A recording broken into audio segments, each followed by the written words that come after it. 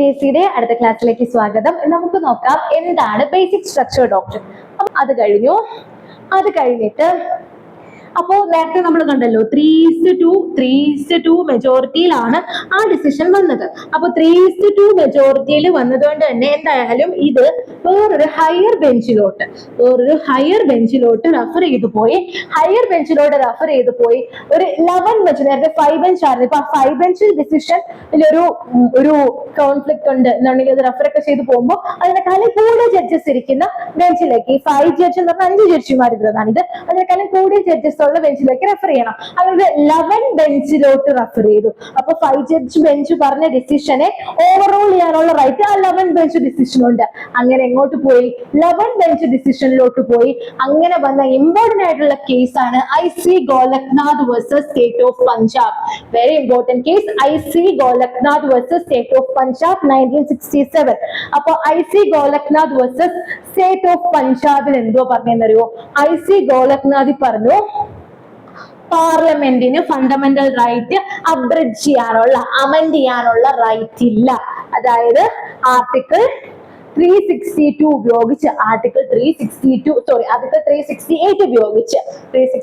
ഉപയോഗിച്ച് എന്ത് ചെയ്യാൻ പറ്റില്ല? പാർലമെന്റിന് ഫണ്ടമെന്റൽ റൈറ്റിനെ അമെൻഡ് ചെയ്യാൻ പറ്റില്ല.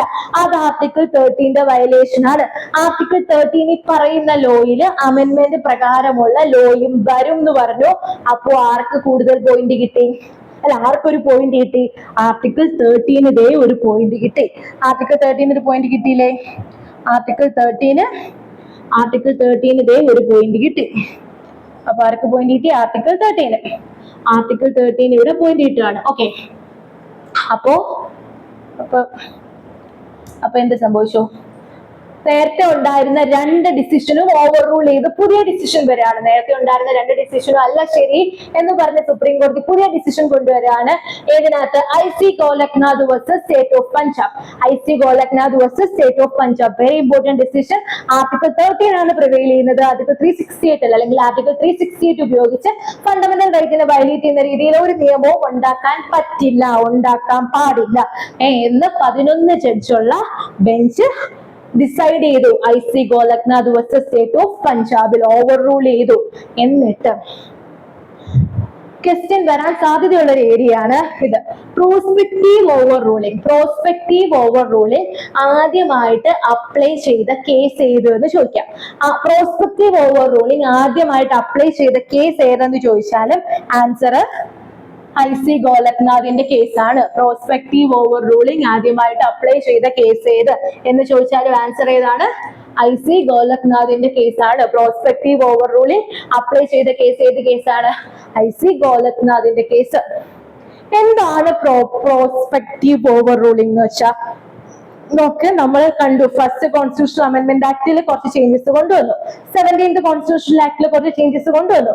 അതൊക്കെയാണല്ലോ നമ്മൾ ശങ്കരി പ്രസാദിലും സജ്ജൻ സിംഗിലും ഡിസ്കസ് ചെയ്തത്. അപ്പൊ ശങ്കരി പ്രസാദിലും സജ്ജൻ സിംഗിലും പറഞ്ഞു ആ കോൺസ്റ്റിറ്റ്യൂഷണൽ അമെന്റ്മെന്റ് ഒക്കെ വാലിഡ് ആണ്, കാരണം ആർട്ടിക്കിൾ 13 പ്രിവ്യൂലുള്ള ലോ കോൺസ്റ്റിറ്റ്യൂഷണൽ അമെന്റ്മെന്റിൽ വരില്ല, അല്ലെങ്കിൽ ഫണ്ടമെന്റൽ റൈറ്റ്സിനെ അമെന്റ് ചെയ്യാമെന്ന് പറഞ്ഞു. സോ ആ 2 അമെന്റ്മെന്റിനെയും ശരി വെച്ചു. പക്ഷേ ആലോചിക്ക്, നമ്മുടെ ഈ പറഞ്ഞ ഏത് കേസില്? സജ്ജൻ സിംഗിന്റെ കേസില് അല്ല, ഈ പറഞ്ഞ IC ഗോലക്നാഥിന്റെ കേസില് നേരത്തെ പറഞ്ഞ 2 ഡിസിഷനും തെറ്റാണ്. ഇപ്പോ ഇവര് പറഞ്ഞ ഡിസിഷനാണ് ശരി. അങ്ങനെ വലിയ ബെഞ്ച് ഓവർ റൂൾ ചെയ്ത ആ ഡിസിഷനാണ് പ്രിവെയിൽ ചെയ്യുന്നത്. അപ്പോ മറ്റേ 2 ഡിസിഷനും പ്രിവെയിൽ ചെയ്യില്ല. ഇനി തൊട്ട് ഇതാണ് ആപ്ലിക്കബിൾ, അല്ലെങ്കിൽ ഇതാണ് ലോ എന്നുള്ളതാണ്. അപ്പോ പഴയ കോൺസ്റ്റിറ്റ്യൂഷണൽ അമെന്റ്മെന്റ് ആക്ടിന് എന്ത് സംഭവിക്കണം? എന്തായാലും കോടതിയിൽ എല്ലാവരും എത്തിയില്ലേ? അപ്പൊ അത് 2 അൺകോൺസ്റ്റിറ്റ്യൂഷണൽ ആണ്. ആ രണ്ട് കോൺസ്റ്റിറ്റ്യൂഷണൽ അമെന്റ്മെന്റ് ആക്ടിനെയും സ്റ്റക്ക് ഡൗൺ ചെയ്യണമെന്ന് പറയില്ലേ? അങ്ങനെയാണെങ്കിൽ പിടിച്ച് ലാൻഡൊക്കെ തിരിച്ചു കൊടുക്കുന്നത് എന്തോ ആയിക്കോട്ടെ, അത് 2 ഇൻവാലിഡ് ആണെന്ന് ഡിക്ലെയർ ചെയ്യേണ്ടി വരില്ലേ? അങ്ങനെ വരാതിരിക്കാൻ വേണ്ടി ഗോലക്നാഥ് പറഞ്ഞു, ഈ ഗോലക്നാഥിന് കൊണ്ടുവന്ന ഡിസിഷൻ ഉണ്ടല്ലോ, അത് നേരത്തെ വരെയുള്ള അമെന്റ്മെന്റ്സിനൊന്നും ആപ്ലിക്കബിൾ അല്ല. ഇനിയുള്ള അമെന്റ്മെന്റ്സിന് മാത്രമാണ് ആപ്ലിക്കബിൾ. ഓക്കെ, ഇനിയുള്ള അമെന്റ്മെന്റിന് മാത്രമാണ് ആപ്ലിക്കബിൾ. ഓക്കെ, അതാണ് prospective over ruling. Did not affect past amendments. 2 തരത്തിലുള്ള എഫക്ട് ഉണ്ട് കുഞ്ഞുങ്ങളെ. പ്രോസ്പെക്റ്റീവും ഉണ്ട്, റെട്രോസ്പെക്റ്റീവും ഉണ്ട്. നോക്ക്, പ്രോസ്പെക്റ്റീവും ഉണ്ട്, റെട്രോസ്പെക്റ്റീവും ഉണ്ട്. റെട്രോസ്പെക്റ്റീവ് എന്ന് വെച്ചാൽ എന്താണ്? മുൻകാല പ്രാബല്യത്തില്, അതായത് ഇപ്പൊ ഒരു സംഭവം വന്നാൽ ഇനിയുള്ളതിൽ മാത്രമല്ല പണ്ടത്തതിനും ആപ്ലിക്കബിൾ ആണ്, മുൻകാല പ്രാബല്യത്തിൽ. പ്രോസ്പെക്റ്റീവ് ഇങ്ങനെയല്ല, ഇനിയുള്ളതിന് മാത്രം ആപ്ലിക്കബിൾ. ഓക്കെ, അപ്പൊ ഇതിനകത്താണ് പ്രോസ്പെക്റ്റീവ് ഓവർ റൂളിംഗ് എന്ന് പറയുന്ന കോൺസെപ്റ്റ് കൊണ്ടുവരുന്നത്. ഏതിനകത്ത് ചോദിക്കും, which case introduce the concept of prospective over ruling in India? Which case? IC Golaknath case. IC Golaknath. അപ്പൊ ഐസി ഗോലക്നാഥിൽ എന്തോ പറഞ്ഞു, ഇതുവരെ വന്ന അമെന്റ്മെന്റ്സ് ഒക്കെ അങ്ങനെ ഇരുന്നോട്ടെ, അതൊന്നും ഇൻവാലിഡേറ്റ് ചെയ്യണ്ട. ഇപ്പൊ 17th അമെന്റ്മെന്റ് ആണല്ലോ നമ്മുടെ ഇതില് സജ്ജൻ സിംഗ് ചോദിച്ചത്, അത് റെഫർ ചെയ്താണല്ലോ ഇവിടെ എത്തിയത്. 17th അമെന്റ്മെന്റ് ആക്ടിനും ഇത് ആപ്ലിക്കബിൾ അല്ല, 17th അമെന്റ്മെന്റ് ആക്ടും വാലിഡ് തന്നെ. പക്ഷേ ഇനി എന്തെങ്കിലും അമെന്റ്മെന്റ് കൊണ്ടുവരുന്നു എന്നുണ്ടെങ്കിൽ അത് ഫണ്ടമെന്റൽ റൈറ്റിനെ വയലേറ്റ് ചെയ്യുന്ന രീതിയിൽ, അല്ലെങ്കിൽ ഫണ്ടമെന്റൽ റൈറ്റിനെ അമെന്റ് ചെയ്യാൻ പറ്റില്ല എന്ന് പറഞ്ഞു. അപ്പോ ഇതുവരെ ഉള്ളതിനെ നമ്മൾ അഫക്ട് ചെയ്യുന്നില്ല, ഇനിയുള്ളതിന് മാത്രം ആപ്ലിക്കബിൾ. ഇനിയുള്ളതിന് മാത്രം ആപ്ലിക്കബിൾ എന്ന് എഴുതി പറഞ്ഞു. IC Golaknath versus state of Punjab. കഥ ക്ലിയർ അല്ലേ? ആദ്യം ഫണ്ടമെന്റൽ റൈറ്റിന് അമെന്റ് ചെയ്യാൻ പറ്റുമോ ഇല്ലയെന്ന് ആദ്യം ഏത് കേസ് ചോദിച്ചു? ശങ്കരി പ്രസാദ് പറ്റും എന്ന് പറഞ്ഞു. രണ്ടാമത് ഏത് വന്നു? സജ്ജൻ സിംഗ് സെയിം ഒപ്പീനിയൻ, പറ്റും എന്ന് പറഞ്ഞു. മൂന്നാമത് ഏത് വന്നു? IC Golaknath versus state of Punjab. IC ഗോലക്നാഥിൽ എന്തോ പറഞ്ഞു? ഐസി ഗോലക്നാഥ് പറഞ്ഞു പറ്റില്ല, ഫണ്ടമെന്റൽ റൈറ്റ്സിനെ അമെന്റ് ചെയ്യാൻ പറ്റില്ല. പക്ഷേ പറ്റില്ല, ഇനി വരുന്നതിൽ മാത്രം പറ്റില്ല. ഇനി ഒരിക്കലും ഫണ്ടമെന്റൽ റൈറ്റിനെ വയലേറ്റ് ചെയ്യുന്ന രീതിയിൽ ലോ ഉണ്ടാക്കാൻ പറ്റില്ല. ഇതുവരെ അമെന്റ് ചെയ്തതൊക്കെ അവിടെ ഇരുന്നോട്ടെ, ഇതുവരെ കൊണ്ടുവന്ന അമെന്റ്മെന്റ് എന്നും നമ്മൾ അൺകോൺസ്റ്റിറ്റ്യൂഷണൽ എന്ന് ഡിക്ലെയർ ചെയ്യുന്നില്ല, ഇതുവരെ ഉള്ളത് ഇരിക്കട്ടെ, ഇനി പറ്റില്ല. അതാണ് പ്രോസ്പെക്റ്റീവ് ഓവർ റൂളിംഗ്. മുൻകാല പ്രാബല്യത്തിൽ ആപ്ലിക്കബിലിറ്റി ഇല്ല, ഇനി മാത്രം. അതാണ് പ്രോസ്പെക്റ്റീവ് ഓവർ റൂളിംഗ്. അപ്പൊ പ്രോസ്പെക്റ്റീവ് ഓവർ റൂളിംഗ് കൊണ്ടുവന്ന കേസ് ഏത്? IC Golaknath versus state of Punjab. Okay, അപ്പോ ആദ്യമായിട്ട് നമ്മുടെ 13 പോയിന്റ് ഇട്ടാണ്. പക്ഷെ ആദ്യമായിട്ട് പോയിന്റ് കിട്ടിയെങ്കിലും പ്രിവെയിൽ ചെയ്യുന്ന ഏതാണ്? ഇതാണ്. കാര്യം 11 ജഡ്ജിന്റെ ഡിസിഷൻ ആണ്. ഇതാണ് ഏറ്റവും റീസെന്റ് ആയിട്ടുള്ള ഡിസിഷൻ. മറ്റേനൊക്കെ ഓവർ റൂൾ ചെയ്തു. അതാണ് ഐസി ഗോലക്നാഥ്. അപ്പൊ ശങ്കരി പ്രസാദ്, സജ്ജൻ സിംഗ്, ഐസി ഗോലക്നാഥിൽ പ്രോസ്പെക്റ്റീവ് ഓവർ റൂളിംഗും കൊണ്ടുവന്നു. അങ്ങനെ അപ്പൊ നമ്മളെ സ്കോർ കാർഡിന്റെ കഥ കഴിഞ്ഞു. അങ്ങനെ ഇരിക്കുമ്പോ 24th constitutional amendment act, parliament supreme കോടതിയായിട്ടുള്ള ഒരു കളിയാണ്. അങ്ങനെ ഇരിക്കുമ്പോൾ 24th കോൺസ്റ്റിറ്റ്യൂഷണൽ അമെന്റ്മെന്റ് ആക്ട് ആര് കൊണ്ടുവന്നു? പാർലമെന്റ് കൊണ്ടുവന്നു. പാർലമെന്റിൽ അമെന്റ്മെന്റ് ആക്ട് കൊണ്ടുവരാൻ പറ്റും. 24th കോൺസ്റ്റിറ്റ്യൂഷണൽ അമെന്റ്മെന്റ് ആക്ട് കൊണ്ടുവന്നു 1971. നിങ്ങൾക്ക് ഇമ്പോർട്ടന്റ് അമെന്റ്മെന്റ്സ് പഠിക്കാനുള്ളത് പഠിക്കും. അപ്പൊ 24th കോൺസ്റ്റിറ്റ്യൂഷണൽ അമെന്റ്മെന്റ് ആക്ട് 1971 കൊണ്ടുവന്നു. ആ അമെന്റ്മെന്റ് കൊണ്ടുവന്നതിന്റെ ഉദ്ദേശം എന്താണെന്നറിയോ? നമ്മുടെ ഗോലക്നാഥിന്റെ ഡിസിഷൻ ഓവർ റൂൾ ചെയ്ത് കളയുക. ഗോലക്നാഥ് ഒരു thug of war between state and judiciary ആണെന്ന് നമുക്ക് പറയാം. അതിന്റെ ഡിസിഷൻ, അതിന്റെ ഉദ്ദേശം എന്താണ്? നമ്മളെ ഗോലക്നാഥ് പറഞ്ഞില്ലേ, ഫണ്ടമെന്റൽ റൈറ്റ് വയലേറ്റ് ചെയ്യുന്ന രീതിയിൽ ഇനി ഒരു ലോയും ഉണ്ടാക്കരുതെന്ന്. അത് വെട്ടിക്കളയുക, ഞങ്ങൾക്ക് ഉണ്ടാക്കണം ഫണ്ടമെന്റൽ റൈറ്റിനെ വയലേറ്റ് ചെയ്യുന്ന രീതിയിൽ ലോ എന്ന ഉദ്ദേശത്തോടെ കൊണ്ടുവന്നതാണ് എന്ത്? 24th constitutional amendment act. 24th constitutional amendment ആക്ടിൽ എന്ത് ചെയ്തു എന്നറിയോ? പുതിയ 2 ക്ലോസ് ആഡ് ചെയ്തു. എവിടേക്കാ? ആര് തമ്മിലായിരുന്നു നമ്മൾ നേരത്തെ യുദ്ധം കണ്ടുകൊണ്ടിരുന്നത്? ആര് തമ്മിലായിരുന്നു നമ്മൾ ഇത്രയും നേരം യുദ്ധം? നമ്മൾ ആ സ്കോർ കാർഡ് വരച്ചത് ആർക്ക് വേണ്ടി? എന്ത് നോക്കാനായിരുന്നു? 13 പ്രിവെയിൽ ചെയ്യോ 368 പ്രിവെയിൽ ചെയ്യോ എന്ന് അറിയാനല്ലേ? അപ്പോ നമ്മളെ സ്കോർ കാർഡ് എവിടെ പോയോ? 13 368 ആയിരുന്നല്ലോ നമ്മളെ സ്കോർ കാർഡിലെയും പ്രശ്നം. അപ്പോ എന്ത് ചെയ്തു? ആ പ്രശ്നക്കാരനായ 13ലും 368ലും തന്നെ 13ലും 368ലും തന്നെ പുതിയ അമെന്റ്മെന്റ് കൊണ്ടുവന്നു. അപ്പോ 24th കോൺസ്റ്റിറ്റ്യൂഷണൽ അമെന്റ്മെന്റ് ആക്ട് വന്നു. ഐസി ഗോലക്നാഥിനെ ഓവർ റൂൾ ചെയ്യാൻ ആ അമെന്റ്മെന്റ് ആക്ടിൽ ഭയങ്കര പ്രത്യേകപരമായിട്ടുള്ള ഒരു നീക്കമാണ് നമ്മുടെ പാർലമെന്റ് നടത്തിയത്. ആർട്ടിക്കിൾ 13നെയും ആർട്ടിക്കിൾ 368നെയും തന്നെ അമെന്റ് ചെയ്തു. ആർട്ടിക്കിൾ 13നെയും ആർട്ടിക്കിൾ 368നെയും തന്നെ അമെന്റ് ചെയ്തു. എന്നിട്ട് എന്ത് ചെയ്തു? ആർട്ടിക്കിൾ 13ന്റെ അടുത്ത് ഒരു പുതിയ ക്ലോസ് ആഡ് ചെയ്യാണ്, 13 ക്ലോസ് 4.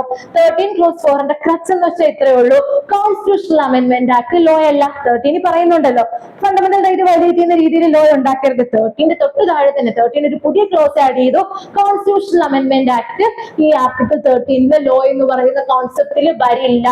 പുതിയ അമെന്റ്മെന്റ്. എന്നിട്ട് 368നും പുതിയൊരു ആർട്ടിക്കിൾ ഒരു ക്ലോസ് ആഡ് ചെയ്തു, ക്ലോസ് 3. ക്ലോസ് 3ൽ എന്തോന്ന് പറഞ്ഞു? Parliament can amend any part of the constitution including fundamental rights. ഇതാണ് including fundamental rights. Fundamental rights ഉൾപ്പെടെ ഏത് പാർട്ട് വേണോ അമെന്റ് ചെയ്യാന്ന് പറയുന്ന ഒരു പുതിയ ക്ലോസും കൂടി എവിടെ ആഡ് ചെയ്തു? ആർട്ടിക്കിൾ 368 ക്ലോസ് 3ൽ ആഡ് ചെയ്തു. ഏത് കേസില്? അല്ലെ, കേസിലല്ല, 24th കോൺസ്റ്റിറ്റ്യൂഷണൽ അമെന്റ്മെന്റ് ആക്ടില്. സോ നമ്മൾ IC ഗോളത്തിനകത്ത് പറഞ്ഞില്ലേ, കോടതി പറഞ്ഞില്ലേ, ഈ പാർലമെന്റ് നിങ്ങൾക്ക് ഫണ്ടമെന്റൽ റൈറ്റ്സ് അമെന്റ് ചെയ്യാൻ പറ്റില്ല, ഫണ്ടമെന്റൽ റൈറ്റ്സ് അമെന്റ് ചെയ്യാൻ പറ്റില്ല, കോൺസ്റ്റിറ്റ്യൂഷണൽ അമെന്റ്മെന്റ് ആർട്ടിക്കിൾ 13 പ്രിവ്യൂല് ലോ ആയിട്ട് വരും എന്ന് പറഞ്ഞു. അതിന് ഓവർ റൂൾ ചെയ്യാൻ, അതിനെ സ്റ്റക്ക് ഡൗൺ ചെയ്യാൻ അതിബുദ്ധിപരമായ നീക്കം 24th കോൺസ്റ്റിറ്റ്യൂഷണൽ അമെന്റ്മെന്റ് ആക്ട് 1971 കൊണ്ടുവന്നു.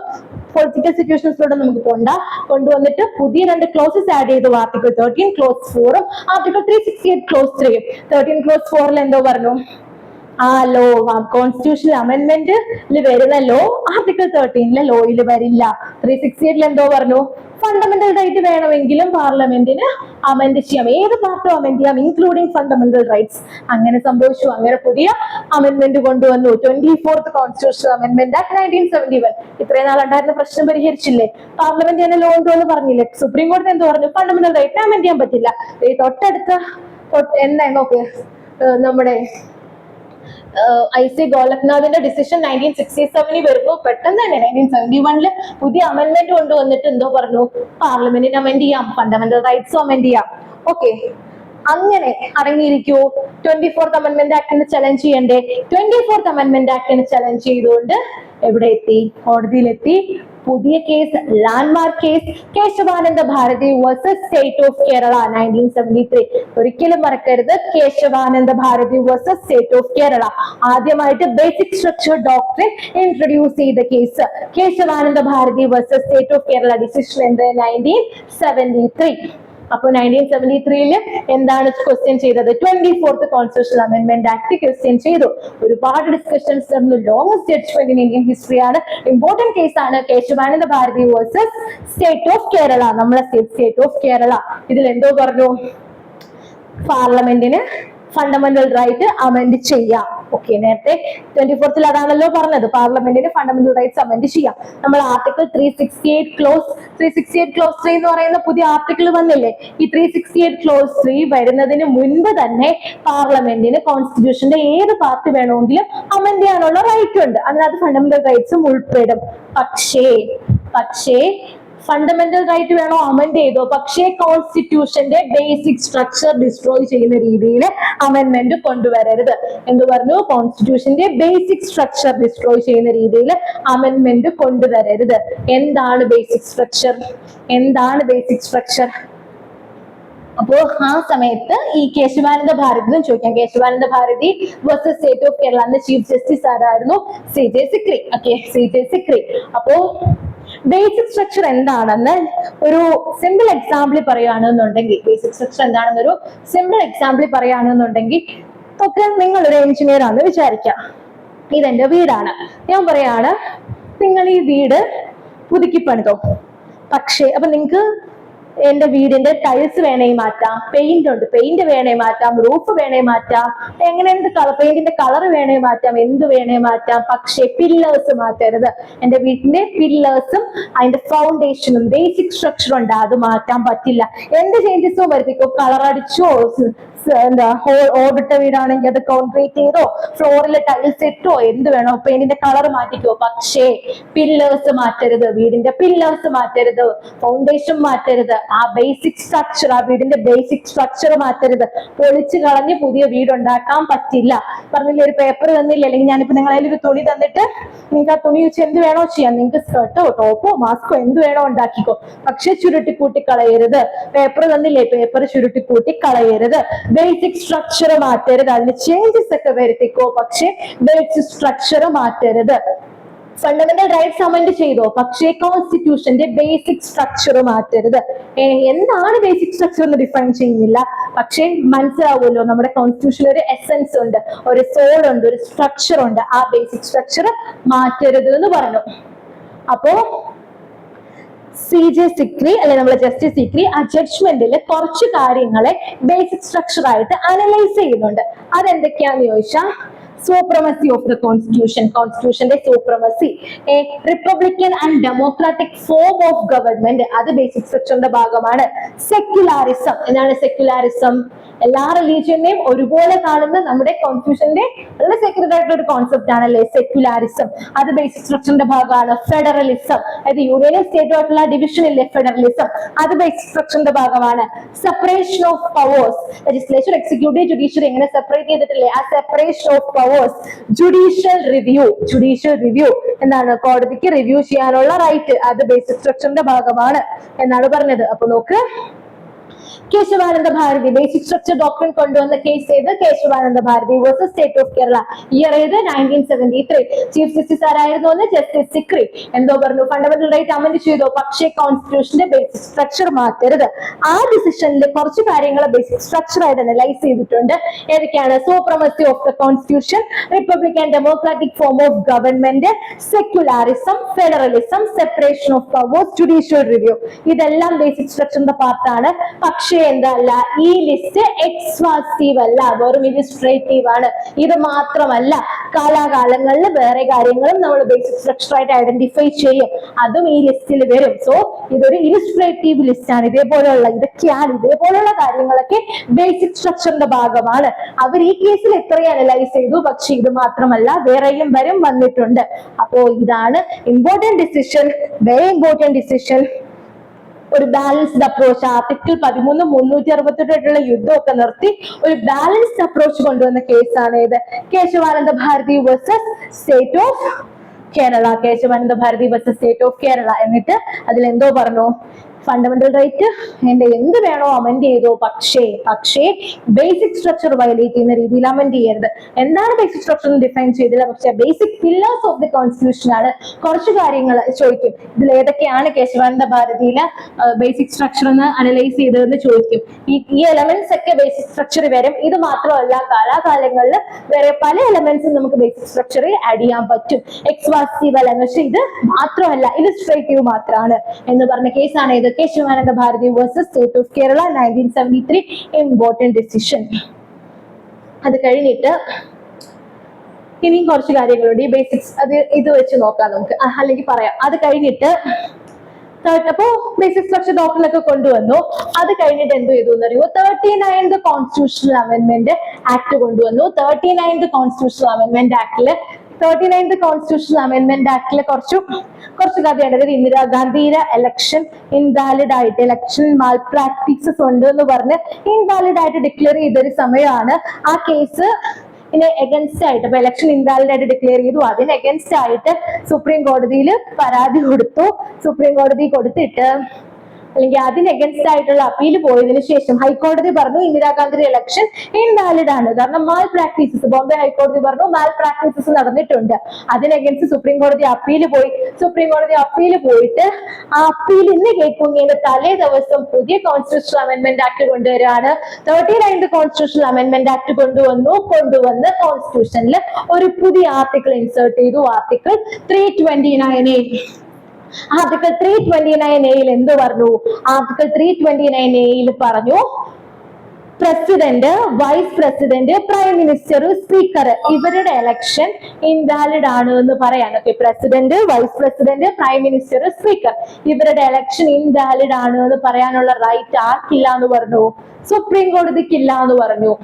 ഇലക്ഷൻ ഡിസ്പ്യൂട്ട്സിൽ ജുഡീഷ്യൽ റിവ്യൂ, നേരത്തെ നമ്മൾ പറഞ്ഞു ജുഡീഷ്യൽ റിവ്യൂ എന്തിന്റെ പാർട്ടാണ്? ബേസിക് സ്ട്രക്ചറിന്റെ പാർട്ടാണ്. അതിനുശേഷം 39th കോൺസ്റ്റിറ്റ്യൂഷണൽ അമെന്റ്മെന്റ് ആക്ടിൽ പുതിയൊരു ആർട്ടിക്കിൾ കൊണ്ടുവന്ന് ഇമ്പോർട്ടന്റ് ആണ്, ആർട്ടിക്കിൾ 329A. 329A പ്രകാരം എന്ത് പറഞ്ഞു? Judicial review of election disputes, president, vice president, prime minister, speaker ഇവരുടെ ഇലക്ഷനെ കുറിച്ച് എന്തെങ്കിലും ഡിസ്പ്യൂട്ട് വരികയാണെന്നുണ്ടെങ്കിൽ ആ ഡിസ്പ്യൂട്ട് ഹിയർ ചെയ്യാനും ഡിസൈഡ് ചെയ്യാനുള്ള അവകാശം കോടതിക്കില്ല, സുപ്രീം കോടതിക്കില്ല എന്ന് പറഞ്ഞു. കൊണ്ടൊരു ആർട്ടിക്കിൾ ഇൻസേർട്ട് ചെയ്തു, ആർട്ടിക്കിൾ 329A. ഇതിനു മുമ്പ് സുപ്രീം കോടതിക്ക് ഉണ്ട് എന്ന് പറഞ്ഞിട്ട് ആർട്ടിക്കിൾ 71 ഉണ്ടായിരുന്നു, അതിനെ സ്റ്റക്ക് ഡൗൺ ചെയ്തു. എന്നിട്ടാണ് ഈ പുതിയ ആർട്ടിക്കിൾ കൊണ്ടുവന്നത്. ഓക്കെ, അപ്പോ ഇന്ദിരാഗാന്ധി എന്നൊരു ഇലക്ഷനിൽ കണ്ടസ്റ്റ് ചെയ്തു, ഇന്ദിരാഗാന്ധി ഇലക്ഷൻ തോറ്റു. അതിന്റെ ഭാഗമായിട്ട് പുതിയ ഗവൺമെന്റ് വന്നു. പുതിയ ഗവൺമെന്റ് വന്നിട്ട് എന്തോ ചെയ്തു? പുതിയ ഗവൺമെന്റ് വന്നിട്ട് ഈ ആർട്ടിക്കിൾ 329A എടുത്തു കളഞ്ഞു, എന്നിട്ട് 71 തിരിച്ചു കൊണ്ടുവന്നു. കഥ അതുപോട്ടെ. അതിനുശേഷം 42nd constitutional amendment act. 42nd ഇത്രയും നിൽക്കട്ടെ, ഇത്രയും മനസ്സിലായല്ലോ. ബേസിക് സ്ട്രക്ചർ വന്നു, ബേസിക് സ്ട്രക്ചർ വയലേറ്റ് ചെയ്യുന്ന രീതിയിൽ കേസ് വന്നു എന്നൊക്കെ പറഞ്ഞു. അപ്പൊ ഇതുവരെയുള്ള ആ ഒരു ഹിസ്റ്ററി നമുക്ക് നോക്കാം, എന്നിട്ട് അതിനകത്തോട്ട് വരാം. ആദ്യത്തെ കേസ് ശങ്കരി പ്രസാദ്, എക്സ്പ്ലെയിൻ ചെയ്യേണ്ട ആവശ്യമില്ല. ശങ്കരി പ്രസാദ് നമുക്കറിയാം, ഫസ്റ്റ് അമെന്റ്മെന്റ് ആക്ട് ആയിരുന്നു. ആർട്ടിക്കിൾ 368 ഇൻക്ലൂഡ് ചെയ്ത് എല്ലാം അമെന്റ് ചെയ്യാനുള്ള റൈറ്റ് ഉണ്ട് എന്ന് പറഞ്ഞു സജൻ സിംഗ്. ഇനി ആ ഒരു ലോങ് ഹിസ്റ്ററി നിങ്ങൾ എക്സാം റിവ്യൂല് വേണ്ട, സോ ഈ ചാപ്റ്ററിലൂടെ പറയാം. So Sajan Singh versus state of Rajasthan. Sajan Singh versus state of രാജസ്ഥാനിൽ എന്തോ പറഞ്ഞു, പാർലമെന്റിന് ഫണ്ടമെന്റൽ റൈറ്റ്സ് അമെന്റ് ചെയ്യാനുള്ള റൈറ്റ് ഉണ്ട്, റീഅഫേം ചെയ്തു ശങ്കരി പ്രസാദിന്റെ കേസ്. ഓക്കെ, അത് കഴിഞ്ഞിട്ട് IC Golaknath versus state of Punjab. നമ്മൾ പറഞ്ഞതാണ്, അതുകൊണ്ടാണ് സ്പീഡിന് പറഞ്ഞു പോകുന്നത്. Overruled Shankari Prasad and Sajan Singh. എന്നിട്ട് പറഞ്ഞു parliament cannot amend fundamental rights. Important decision Kesavananda Bharati 1973 basic structure doctrine കൊണ്ടുവന്നു. പാർലമെന്റിന് ഏത് പാർട്ട് വേണോ അമെന്റ് ചെയ്യാം. ഇതാണ് ബേസിക് സ്ട്രക്ചർ ഡോക്ട്രിൻ. ഇവിടെ നിർത്തിയില്ല, ഇനിയും കാത്ത് തുടരുന്നു. അതാണ് നേരത്തെ നമ്മൾ പറഞ്ഞില്ലേ അമെന്റ്മെന്റ് കൊണ്ടുവന്നു എന്ന്. ഇന്ദിരാ നെഹ്റു ഗാന്ധി വേഴ്സസ് രാജ്നരെ. ആ കേസ് ഞാൻ പറഞ്ഞില്ലേ, ഇന്ദിരാഗാന്ധിയുടെ ഇലക്ഷൻ സ്റ്റക്ക് ഡൗൺ ചെയ്തു, പുതിയ ആർട്ടിക്കിൾ കൊണ്ടുവന്നു എന്നൊക്കെ പറഞ്ഞില്ലേ. ഏത് ആർട്ടിക്കിളാ കൊണ്ടുവന്നേ? 329A കൊണ്ടുവന്നു എന്ന് പറഞ്ഞില്ലേ ഇവിടെ. 329A കൊണ്ടുവന്നു, പുതിയ ആർട്ടിക്കിൾ കൊണ്ടുവന്നു എന്നൊക്കെ പറഞ്ഞില്ലേ. അതിന് എഗൻസ്റ്റ് ആയിട്ട് പോയി ഡിസിഷൻ വന്ന കേസാണ് ഇന്ദിരാ നെഹ്റു ഗാന്ധി വേഴ്സസ് രാജ്നരെ. ഇന്ദിരാ നെഹ്റു ഗാന്ധി വേഴ്സസ് രാജ്നരയിലെ ജുഡീഷ്യൽ റിവ്യൂ എക്സ്ക്ലൂഡ് ചെയ്തുകൊണ്ട് ഒരു ക്ലോസ് കൊണ്ടുവന്നില്ലേ, 329A കൊണ്ടുവന്നു എന്ന് പറഞ്ഞില്ലേ. ആ ക്ലോസിനെ സ്റ്റക്ക് ഡൗൺ ചെയ്തു. എന്നിട്ട് എന്തോ പറഞ്ഞു, judicial review is part of basic structure. Judicial review part of basic structure ആണ് എന്ന് പറഞ്ഞു ഈ കേസിൽ. ഓക്കെ, ആ കേസിന്റെ ഭാഗമായിട്ട് അങ്ങനെ പുതിയ 329A കൊണ്ടുവന്നു. 329A കൊണ്ടുവന്നിട്ട് സുപ്രീം കോടതിക്ക് റൈറ്റ് ഇല്ല എന്ന് പറഞ്ഞില്ലേ, അതിന് അഗൻസ്റ്റ് ആയിട്ട് പോയ കേസാണ് ഇന്ദിരാ നെഹ്റു ഗാന്ധി വേഴ്സസ് രാജ്നരെ. അതിനകത്ത് പറഞ്ഞു judicial review part of basic structure ആണെന്ന് പറഞ്ഞിട്ട് അത് സ്റ്റക്ക് ഡൗൺ ചെയ്തു. അതിനുശേഷം കോൺസ്റ്റിറ്റ്യൂഷനിൽ നിങ്ങൾ പഠിക്കുന്ന കേസാണ് supreme court association on record, NGAC case എന്ന് പറയും. National judicial supreme court advocates on record association versus Union of India. അതിനകത്ത് എന്തോ പറഞ്ഞു, NGAC ആക്ട്, അതായത് നമ്മളെ ജഡ്ജസിനെ അപ്പോയിന്റ് ചെയ്യാനായിട്ട് ഒരു പുതിയ commission, national judicial appointment commission ഒക്കെ കൊണ്ടുവന്നു. അതിനകത്ത് പറഞ്ഞു ജുഡീഷ്യൽ ഇൻഡിപെൻഡൻസും ബേസിക് സ്ട്രക്ചറിന്റെ ഭാഗമാണ് എന്ന് പറഞ്ഞ കേസാണ് അത്. അപ്പൊ ഇന്ദിരാഗാന്ധി വേഴ്സസ് രാഷ്ട്രീയയിൽ എന്തോ പറഞ്ഞു, ജുഡീഷ്യൽ റിവ്യൂ അല്ലെ. ജുഡീഷ്യൽ റിവ്യൂ എന്ന് പറഞ്ഞാൽ എന്താണ്? ജുഡീഷ്യറിക്ക് റിവ്യൂ ചെയ്യാനുള്ള റൈറ്റ്. ആ റൈറ്റ് ഇല്ല പ്രസിഡന്റിന്റെയും പ്രൈം മിനിസ്റ്ററിന്റെയും വൈസ് പ്രസിഡന്റിന്റെയും സ്പീക്കറിന്റെയും ഇലക്ഷനിൽ എന്ന് പറഞ്ഞ് പുതിയ ആർട്ടിക്കിൾ കൊണ്ടുവന്നില്ലേ, അതിനെ സ്റ്റക്ക് ഡൗൺ ചെയ്തു. അങ്ങനെ അമെന്റ്മെന്റ് കൊണ്ടുവരാൻ പറ്റില്ല. കാര്യം എന്താണ്? Part of basic structure. Basic സ്ട്രക്ചറിനെ വയലേറ്റ് ചെയ്യുന്ന രീതിയിൽ ഒരു അമെന്റ്മെന്റും കൊണ്ടുവരരുത് എന്നാണ് കേശവാനന്ദ ഭാരതി പറഞ്ഞത്. സോ അതുകൊണ്ടാണ് ഇത് സ്റ്റക്ക് ഡൗൺ ചെയ്തത്. അതാണ് ഇന്ദിരാഗാന്ധിയിൽ പിന്നെ ബേസിക് സ്ട്രക്ചറായിട്ട് റിലേറ്റ് ചെയ്ത് വന്ന വേറൊരു change. State of Karnataka versus Union of India. ഇതിനകത്തും ഫെഡറലിസം ബേസിക് സ്ട്രക്ചറിന്റെ ഭാഗമാണ് എന്ന് കേശവാനന്ദ ഭാരതി പറഞ്ഞു. അതിനൊന്നുകൂടെ റീഅഫേം ചെയ്തു. ഇത് ഇമ്പോർട്ടന്റ് ആണ്. 1980 ഉണ്ടായ കേസാണ് Minerva Mills Limited versus Union of India. Minerva Mills Limited versus Union of India. ഈ മിനർവ മിൽസിന്റെ കേസിൽ എന്തോ സംഭവിച്ചെന്ന് പറഞ്ഞാല്, ഇതിൽ ആദ്യം പറഞ്ഞത് ജുഡീഷ്യൽ റിവ്യൂ, നേരത്തെ പറഞ്ഞതുപോലെ തന്നെ ജുഡീഷ്യൽ റിവ്യൂ ബേസിക് സ്ട്രക്ചറിന്റെ ഭാഗമാണ് ഒന്ന്. ഇനി ബാലൻസ് ബിറ്റ്വീൻ ഫണ്ടമെന്റൽ റൈറ്റ്സും DPSP. എന്താണ് DPSP? Directive principles of state policy. ഒരു ക്വസ്റ്റ്യൻ ചോദിക്കട്ടെ, DPSP എന്ന് പറയുന്നത് നമുക്ക് കോടതിയിൽ DPSP എൻഫോഴ്സ്, നമ്മൾ ഫണ്ടമെന്റൽ റൈറ്റ്സ് വയലേറ്റ് ചെയ്ത റിറ്റ് വഴി നമുക്ക് എൻഫോഴ്സ് ചെയ്യാൻ പറ്റും. DPSP എങ്ങനെ എൻഫോഴ്സ് ചെയ്യാൻ പറ്റുമോ? DPSP കോടതിയിൽ പോയി നമുക്ക് എൻഫോഴ്സ് ചെയ്യാൻ പറ്റില്ല. അതല്ല, ഇത് പറഞ്ഞത് ചോദിക്കാം, ഈ directive principles of state policy enforceable ആണോ, അല്ലെങ്കിൽ നമുക്ക് നമ്മളെ DPSP വയലേറ്റ് ചെയ്തു എന്ന് പറഞ്ഞ് കേസ് കൊടുക്കാൻ പറ്റില്ല. അതല്ല ഇവിടുത്തെ കഥ. മിനർവ മിൽസ് പറഞ്ഞത്, മിനർവ മിൽസിൽ പറഞ്ഞു judicial review and balance between fundamental rights and DPSP basic structure ഭാഗമാണ്. അപ്പൊ DPSP എന്ന് പറഞ്ഞാൽ എന്താണെന്ന് ചോദിച്ചാൽ, നമ്മൾ ഗവൺമെന്റ് ലോസ് ഉണ്ടാക്കുന്ന സമയത്ത് അവർ കുറച്ച് കാര്യങ്ങൾ ഉൾക്കൊണ്ടുകൊണ്ട് വേണം ലോ ഉണ്ടാക്കാൻ. അങ്ങനെ ലോ ഉണ്ടാക്കാൻ ഗവൺമെന്റിന് കൊടുക്കുന്ന ഡയറക്ഷനാണ് DPSPയിലുള്ളത്. ഓക്കെ, ഗവൺമെന്റിന് കൊടുക്കുന്ന ഡയറക്ഷനാണ് DPSPയിലുള്ളത് എന്നുള്ളത് കൊണ്ട് തന്നെ ഈ DPSP ഫണ്ടമെന്റൽ റൈറ്റും കൂടി ഉള്ള ബാലൻസ്, ഫണ്ടമെന്റൽ റൈറ്റ് DPSPയേക്കാൾ അല്ലെങ്കിൽ DPSP ഫണ്ടമെന്റൽ റൈറ്റിനേക്കാളും മുകളിലെന്നില്ല, ഈ DPSPയും ഫണ്ടമെന്റൽ റൈറ്റും തമ്മിലുള്ള ബാലൻസും അതുപോലെ ജുഡീഷ്യൽ റിവ്യൂവും ബേസിക് സ്ട്രക്ചറിന്റെ ഭാഗമാണ് എന്ന് പറഞ്ഞ കേസാണ് ഇത് Minerva Mills versus Union of India. Okay, Minerva Mills versus Union of India important ആണ്. Minerva Mills versus Union of ഇന്ത്യയിൽ എന്തോ പറഞ്ഞു, ജുഡീഷ്യൽ റിവ്യൂവും ബാലൻസ് ബിറ്റ്വീൻ ഫണ്ടമെന്റൽ റൈറ്റ്സും DPSPയും ബേസിക് സ്ട്രക്ചറിന്റെ ഭാഗമാണ്. സോ കേശവാനന്ദ ഭാരതി കഴിഞ്ഞിട്ട് പ്രധാനമായിട്ട് നോക്കേണ്ട കേസ്, കേശവാനന്ദ ഭാരതി കഴിഞ്ഞിട്ട് പ്രധാനമായിട്ട് നോക്കേണ്ട കേസ് ഒന്ന് ശങ്കരി പ്രസാദ്, കേശവാനന്ദ ഭാരതി കഴിഞ്ഞിട്ട് ഇന്ദിരാഗാന്ധി നെഹ്റു വേഴ്സസ് രാജ് നരേൻ, ഈ കേസ് നോക്കണം. Indira Gandhi Nehru versus Raj നരേനിലാണ് judicial review part of basic structure ആണെന്ന് പറഞ്ഞത്. സോ ആ കേസ് നോക്കണം. ആ കേസിന്റെ ഫാക്ട് ഞാൻ പറഞ്ഞല്ലോ, ആ കേസ് എല്ലാ കേസിന്റെയും ഫാക്ട് നോക്കണ്ട. അത് കഴിഞ്ഞിട്ട് ഇമ്പോർട്ടന്റ് ആയിട്ടുള്ള കേസാണ് Minerva Mills versus Union of India. Minerva Mills versus Union of ഇന്ത്യയിൽ പറഞ്ഞു judicial review part of basic structure, അതുപോലെ ബാലൻസ് ബിറ്റ്വീൻ ഫണ്ടമെന്റൽ റൈറ്റും DPSPയും തമ്മിൽ ബാലൻസ് വേണം. Directive principles of state policy, ഗവൺമെന്റിന് കൊടുക്കുന്ന ഡയറക്ഷൻസ് ആണ് ലോ ഉണ്ടാക്കുന്ന സമയത്ത് ഇതൊക്കെ ശ്രദ്ധിക്കണം എന്ന്. അതും ഫണ്ടമെന്റൽ റൈറ്റും തമ്മിലുള്ള ബാലൻസ്, ഇതിൽ ഒരാൾ പ്രിവെയിൽ ചെയ്യുന്ന പറഞ്ഞ് കുറച്ച് പ്രശ്നങ്ങൾ നടന്നിട്ടുണ്ട്, അതിപ്പോ നമുക്ക് എക്സ്പ്ലെയിൻ ചെയ്യേണ്ട. എന്തായാലും ഈ കേസിൽ എന്ത് പറഞ്ഞു, ഈ കേസിൽ പറഞ്ഞു ജുഡീഷ്യൽ റിവ്യൂവും ബാലൻസ് ബിറ്റ്വീൻ ഫണ്ടമെന്റൽ റൈറ്റ്സും DPSPയും പാർട്ട് ഓഫ് ബേസിക് സ്ട്രക്ചർ ആണ് എന്ന് പറഞ്ഞ കേസ് ഏതാണ്, Minerva Mills versus Union of India. ഫാക്ട്സിലോട്ട് പോകുന്നില്ല, വേറൊരു അവസരത്തിൽ ഫാക്ട്സ് പറഞ്ഞുതരാം. സോ അതാണ് Minerva Mills versus Union of India. അടുത്ത case Waman Rao versus Union of India. Waman Rao versus Union of ഇന്ത്യയില് ഉണ്ടായ പ്രശ്നം എന്തോന്ന് ചോദിച്ചാല്, നേരത്തെ നമ്മൾ ഗോലക്നാഥിന്റെ കേസ് പറഞ്ഞതുപോലെ നമ്മുടെ കേശവാനന്ദ ഭാരതി ഡിസിഷൻ വരുന്നതിന് മുമ്പ് കുറെ അമെന്റ്മെന്റ്സ് നടന്നിട്ടുണ്ടല്ലോ. അതായത് എന്താണ് കേശവാനന്ദ ഭാരതി ഡിസിഷൻ വന്നത് 1973, 24 ഏപ്രിൽ 1973 കേട്ടോ ആ ഡിസിഷൻ വരുന്നത്. ഏപ്രിൽ 23, 1973 കേശവാനന്ദ ഭാരതി ഡിസിഷൻ വരുന്നത്. ആ കേശവാനന്ദ ഭാരതി ഡിസിഷൻ വരുന്നതിന് മുമ്പുള്ള അമെന്റ്മെന്റ്സ് ഒക്കെ ബേസിക് സ്ട്രക്ചർ വയലേറ്റ് ചെയ്താലും വാലിഡ് ആണ്. കേശവാനന്ദ ഭാരതിക്ക് ശേഷം വരുന്ന അമെന്റ്മെന്റ്സ് മാത്രമേ ബേസിക് സ്ട്രക്ചർ വയലേറ്റ് ചെയ്ത വാലിഡ് അല്ലാതെ ആകത്തുള്ളൂ. ഇത് പ്രോസ്പെക്റ്റീവ് ഓവർ റൂളിംഗ് നമ്മൾ പറഞ്ഞില്ലേ, ആ കോൺസെപ്റ്റ് ഇൻട്രൊഡ്യൂസ് ചെയ്ത കേസാണ് Vaman Rao versus Union of India. അത് ഇമ്പോർട്ടന്റ് ആണ്. Vaman Rao versus Union of India ഏത് കേസിലാണ് ബേസിക് സ്ട്രക്ചർ കേശവാനന്ദ ഭാരതി കേസിന് ശേഷം വയലേറ്റ് ചെയ്താൽ മാത്രമേ ഇൻവാലിഡ് ആവൂ, അതിന് മുമ്പ് വയലേറ്റ് ചെയ്ത ഇൻവാലിഡ് ആവില്ല എന്ന് പറഞ്ഞ കേസാണ് ഇത്. കാര്യം ഈ കേശവാനന്ദ ഭാരതി ഡിസിഷൻ കഴിഞ്ഞപ്പോൾ കുറെ അമെന്റ്മെന്റ്സും ഒക്കെ ആളുകൾ കോടതിയിലെത്തി, ഇതെല്ലാം ബേസിക് സ്ട്രക്ചറിനെ വയലേറ്റ് ചെയ്യുന്നില്ലേ, ഇൻവാലിഡ് ആയിട്ട് പ്രഖ്യാപിക്കേണ്ടത്, അത് ഒഴിവാക്കാൻ വേണ്ടിയാണ് Vaman Rao prospective over ruling കൊണ്ടുവന്നത്.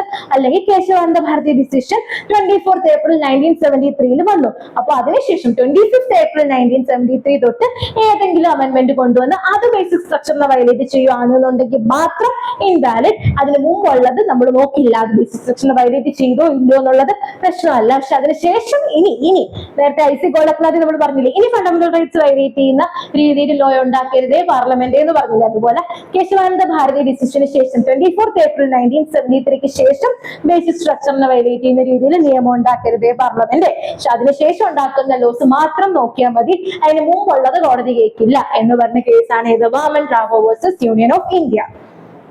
SR ബൊമ്മയില് പഠിച്ചു വെച്ചിരുന്നാൽ മതി. Secularism, federalism, democracy. Secularism, federalism, democracy ഇതെല്ലാം ബേസിക് സ്ട്രക്ചറിന്റെ പാർട്ടാണ് എന്ന് പറഞ്ഞു. ഇനി IR Coelho versus state of Tamil Nadu. നേരത്തെ ഞാൻ പറഞ്ഞു 9th ഷെഡ്യൂളിൽ കുറച്ച് ലോസ് ഉണ്ട്, അതൊന്നും കോടതിക്ക് റിവ്യൂ ചെയ്യാൻ പറ്റില്ല. പക്ഷേ IR കൊയ്ലോയിൽ പറഞ്ഞു 9th ഷെഡ്യൂളിൽ 1973 ശേഷം, അതായത് 24 ഏപ്രിൽ 1973 ശേഷം ഏതെങ്കിലും പുതിയ ലോസ് ഇട്ട് വെച്ചിട്ടുണ്ട്. ആ ഇട്ട് വെച്ച ലോസ് എന്ത് വയലേറ്റ് ചെയ്താ, ബേസിക് സ്ട്രക്ചർ വയലേറ്റ് ചെയ്താ അത് റിവ്യൂ ചെയ്യാൻ പറ്റും പാർലമെന്റിന്. 9th ഷെഡ്യൂളിൽ പൊതുവെ പറഞ്ഞത് 9th ഷെഡ്യൂളിലുള്ള ഒരു ലോസും റിവ്യൂ ചെയ്യാനുള്ള റൈറ്റ് ആർക്കില്ല, പാർലമെന്റിന് ഇല്ല എന്ന് പറഞ്ഞു. സോറി, ജുഡീഷ്യറിക്ക് ഇല്ല എന്ന് പറഞ്ഞു, സുപ്രീം കോടതിക്ക് ഇല്ല എന്ന് പറഞ്ഞു. പക്ഷേ ഇത് ഇമ്പോർട്ടന്റ് ആണ്. IR കൊയ്ലോയിൽ പറഞ്ഞു 24th April 1973 ശേഷം 9th ഷെഡ്യൂളിൽ ഒരു പുതിയ ലോ ഇട്ടു. അത് ബേസിക് സ്ട്രക്ചറിനെ വയലേറ്റ് ചെയ്ത സ്റ്റെപ്പ് ഡൗൺ ചെയ്യാന്ന് പറഞ്ഞു. ഓക്കെ, ഇനി നേരത്തെ പറഞ്ഞല്ലോ ഇത് ലാസ്റ്റ് വരേണ്ടായിരുന്നു. National judicial independence. Judicial independence എന്ന് പറഞ്ഞാൽ എന്താണ്? ജുഡീഷ്യറി എങ്ങനെയാണ്? പരമോന്നതമായ നീതിപീഠം. ഒന്നിനോടും അടിയറവ് പറയരുത്, അല്ലെ? ഒരു തരത്തിലുള്ള ഇൻഫ്ലുവൻസിലും ജുഡീഷ്യറി പെടരുത്. സോ ആ നാഷണൽ ഇൻഡിപെൻഡൻസ് അല്ലെങ്കിൽ ജുഡീഷ്യൽ ഇൻഡിപെൻഡൻസ് ബേസിക് സ്ട്രക്ചറിന്റെ ഭാഗമാണ് എന്ന് പറഞ്ഞു. ഇതാണ്. അപ്പോ നോക്ക്, കേശവാനന്ദ ഭാരതി ഡിസിഷനിലോട്ട് എങ്ങനെ എത്തിയെന്ന് നമുക്കറിയാം. ശങ്കരി പ്രസാദ് അതിനകത്ത് ഫണ്ടമെന്റൽ റൈറ്റ് വയലേറ്റ് ചെയ്യുന്ന ഫണ്ടമെന്റൽ റൈറ്റ് അമെന്റ് ചെയ്യാന്ന് പറഞ്ഞു. സജൻ സിംഗിൽ ശരിവെച്ചു അമെന്റ് ചെയ്യാന്ന് പറഞ്ഞു. IC ഗോലഖ്നാഥ് അമെന്റ് ചെയ്യാൻ പറ്റില്ല എന്ന് പറഞ്ഞു. പ്രോസ്പെക്റ്റീവ് ഓവർ റൂളിംഗും കൊണ്ടുവന്നു. ലാൻഡ്മാർക്ക് ഡിസിഷൻ വന്നു, Kesavananda Bharati versus state of Kerala. 24th April 1973 decision വന്നു. ലോങ്സ്റ്റ് പേജസ് ഉള്ള ഇന്ത്യൻ ഹിസ്റ്ററിയിലെ ജഡ്ജ്മെന്റ്, ഏറ്റവും കൂടുതൽ ജഡ്ജസ് ചെയ്ത judgment basic structure doctor introduce ചെയ്തു. ഏത് പാർട്ടും അമെന്റ് ചെയ്തു, പക്ഷേ ബേസിക് സ്ട്രക്ചറിനെ മുറിച്ചു കളയുന്ന രീതിയിൽ കൊണ്ടുവരരുതെന്ന് പറഞ്ഞു. അതിനുശേഷം ഇന്ദിര നെഹ്റു ഗാന്ധി വേഴ്സസ് രാജ് നരേൻ എന്ന് പറയുന്ന കേസിൽ ജുഡീഷ്യൽ റിവ്യൂ, സുപ്രീം കോടതിക്ക് ഇലക്ഷൻ ഡിസ്പ്യൂട്ട്സ് കേൾക്കാൻ പറ്റില്ല എന്ന് പറഞ്ഞത് ബേസിക് സ്ട്രക്ചറിന്റെ വയലേഷൻ ആണെന്ന് പറഞ്ഞ് സ്റ്റക്ക് ഡൗൺ ചെയ്തു. പിന്നെ എന്ത് സംഭവിച്ചു? അടുത്ത കേസ് ഏതാണ്? അടുത്ത case Minerva Mills versus Union of India. Judicial review basic സ്ട്രക്ചറിന്റെ ഭാഗമാണ്. ഫണ്ടമെന്റൽ റൈറ്റും DPSPയും തമ്മിൽ ഒരു ബാലൻസ് ഉണ്ടാക്കണം. ആ ബാലൻസും ബേസിക് സ്ട്രക്ചറിന്റെ ഭാഗമാണ് എന്ന് പറഞ്ഞ കേസ്. വാമൻ റാവുവിൽ എന്തോ പറഞ്ഞേ, ഈ നമുക്ക് ക്വസ്റ്റ്യൻ ചെയ്യാൻ പറ്റുന്ന കേസസ് എന്ത് മാത്രമാണ്? 24th April 1973 വന്ന ശേഷം വന്ന കേസസ് മാത്രമേ നമുക്ക് ചോദ്യം ചെയ്യാൻ പറ്റുമോ, ബേസിക് സ്ട്രക്ചർ വയലേറ്റ് ചെയ്തോ ഇല്ലയെന്ന് നോക്കി. അതിന് മുമ്പുള്ളതിൽ ആപ്ലിക്കബിൾ അല്ല. Prospective over ruling same concept. പിന്നെ SR Bommai versus Union of ഇന്ത്യയിൽ secularism, federalism and democracy basic സ്ട്രക്ചറിന്റെ ഭാഗമാണ്. ഇതൊക്കെ നോട്ട് ചെയ്ത് വെച്ച് തന്നെ പഠിക്കുക. ഏതൊക്കെ കേസിൽ ഏതൊക്കെ എലമെന്റ്സ് ബേസിക് സ്ട്രക്ചറിന്റെ ഭാഗമാണ് എന്ന് അനലൈസ് ചെയ്തു. ഇത് ഇമ്പോർട്ടന്റ് ആണ്. വാമൻ റാവുവിൽ എന്തോ പറഞ്ഞു, 1973 ശേഷമുള്ളത് മാത്രമേ നമ്മൾ നോക്കുള്ളൂ. IR Coelho versus state of തമിഴ്നാട്ടിൽ എന്തോ പറഞ്ഞു, 9th ഷെഡ്യൂളിൽ എന്താ 1973 ശേഷം ഏതെങ്കിലും ലോസ് ആഡ് ചെയ്തിട്ടുണ്ടെങ്കിൽ അത് ബേസിക് സ്ട്രക്ചറിനെ വയലേറ്റ് ചെയ്യുന്നു നോക്കാനുള്ള അവകാശം സുപ്രീം കോടതിക്ക് ഉണ്ട് എന്ന് പറഞ്ഞു. അതിനുശേഷം ലാസ്റ്റ് സുപ്രീം കോർട്ട് അഡ്വക്കേറ്റ്സ്, അത് നിങ്ങൾ പഠിക്കും. ജഡ്ജസ് ട്രാൻസ്ഫർ കേസ് എന്ന് പറയും. ജഡ്ജസ് ട്രാൻസ്ഫർ പഠിക്കുമ്പോൾ അതിനകത്ത് judicial independence part of basic structure ആണ് എന്ന് പറഞ്ഞു. സോ ഇതാണ് ബേസിക് സ്ട്രക്ചർ ഡോക്ടർ, ഇമ്പോർട്ടന്റ് ആണ്. കേശവാനന്ദ ഭാരതി മറക്കാതിരിക്കുക. Golaknath state of Punjab prospective ഓവർ റൂളിംഗിന്റെ വ്യൂവിൽ ഇമ്പോർട്ടന്റ് ആണ്. Waman Rao prospective over ruling. പിന്നെ ഏതിന് കൊണ്ടുവന്നു? നമ്മൾ ബേസിക് സ്ട്രക്ചറിൽ ഇൻട്രൊഡ്യൂസ് ചെയ്ത കേസാണ്. അതേപോലെ Minerva Mills versus Union of ഇന്ത്യയിൽ ജുഡീഷ്യൽ റിവ്യൂ ബേസിക് സ്ട്രക്ചറിന്റെ ഭാഗമാണ് എന്ന് പറഞ്ഞത് ഇമ്പോർട്ടന്റ് ആണ്. DPSP നമ്മുടെ directive principles of state policy fundamental rights തമ്മിലുള്ള ബാലൻസ് അത് ബേസിക് സ്ട്രക്ചറിന്റെ പാർട്ടാണ് എന്ന് പറഞ്ഞതും ഇമ്പോർട്ടന്റ് ആണ്. ഓക്കെ, ഇത്രയേ ഉള്ളൂ. Thank U.